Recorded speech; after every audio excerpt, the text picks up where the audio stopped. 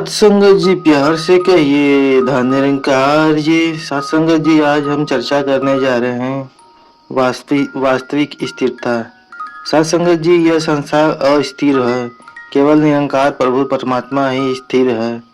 इस स्थिर परमात्मा के साथ जुड़कर ही स्थिरता प्राप्त हो सकती है। सत्संगत जी जो अस्थिर है, चंचल है, चलामान है, गति में है, उसमें स्थिरता संभव नहीं है। सत्संगत जी हम देखते हैं कि जब तेज हवा चलती है तो ऊपर से पेड़ बहुत ज्यादा हिलते हैं। सत्संगत जी पेड़ की टहनियाँ और पत्ते भी हिलते हैं, पर नीचे जो पेड़ की जड़ें हैं वो इतनी मजबूती होती है कि पेड़ को कहीं खसकने और या अस्थिर नहीं होने देती है।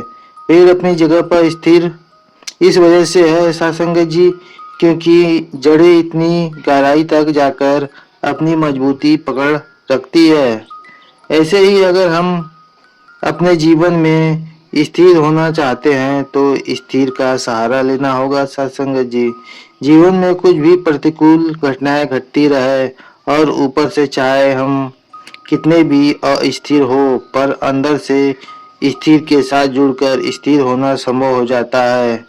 अगर हमारी जड़ें इस ब्रह्म ज्ञान से, इस निरंकार से पूरे विश्व और पूरी मजबूती के साथ जुड़ी रहती है तो वो हमें स्थिर रखती है। फिर चाहे कितनी भी सांसारिक आंधियां जीवन में आए, पर प्रभु पर भरोसा कभी तस से मस नहीं होता।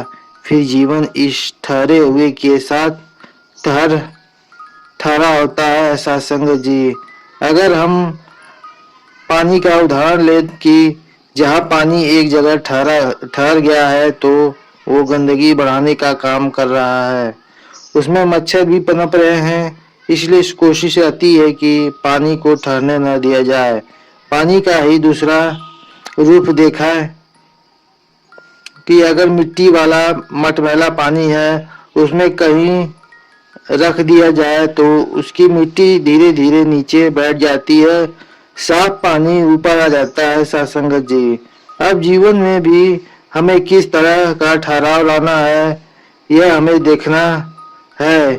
इतने सारे सोच विचार जो मन में चल रहे हैं, इनको इस निरंकार के सिमरन में जोड़कर जब हम मन में शांति आती है तो फिर परेशानी पैदा करने वाले विचार एकदम शांत होकर उस मिट्टी की तरह नीचे बैठ जाते हैं और ऊपर आए शुद्ध जल की भांति हम सच्चे मन से साफ सुथरे शुद्ध विचार के साथ आगे बढ़ते पाते हैं। हम उस पानी की तरह नहीं हो जाते हैं जो अपने आप में इतना गंदा है कि इसमें सिर्फ कीड़े मकोड़े और मच्छर ही पनपते हैं। हमें किस तरह स्थिरता चाहिए यह हम खुद सोचे सत्संगत जी, और निर्णय ले कि इस निरंकार प्रभु परमात्मा साथ संगत इस ईश्वर से जुड़ेंगे तो सच्चे रूप से स्थिरता आएगी।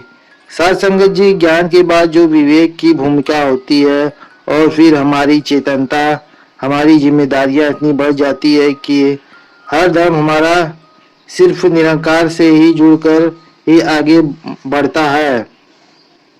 जिस वक्त इस निरंकार को हम भुला दिया तो यह पूरा का पूरा ब्रह्म ज्ञान उस पलों के लिए हमसे छिन गया और फिर गलती होना भी स्वाभाविक हो जाता है।